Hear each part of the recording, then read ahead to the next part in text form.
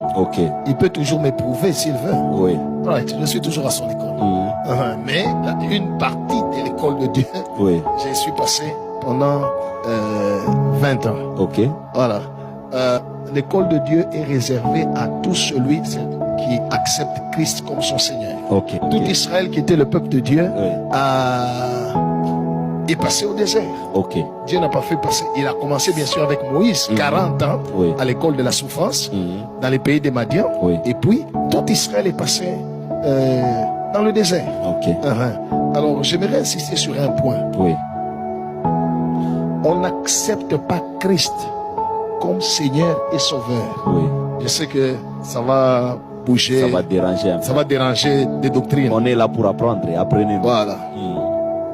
La Bible dit, si tu confesses le Seigneur Jésus-Christ, si tu crois dans ton cœur que Dieu l'a ressuscité des morts, tu seras sauvé. Cela veut dire, si tu acceptes Christ comme ton Seigneur, alors lui aussi se manifestera dans ta vie comme ton sauveur. Ok.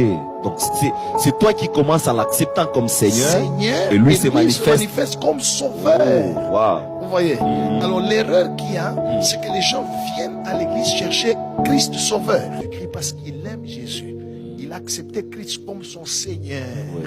Quels que soient les temps et les circonstances, il ne perdra jamais sa foi en Jésus-Christ.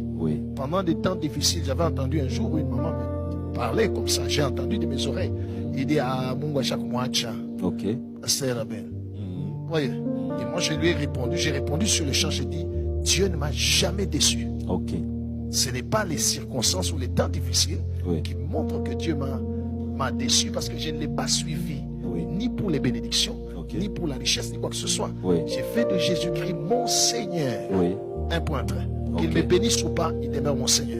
Qu'il me guérisse ou pas, il est mon Seigneur.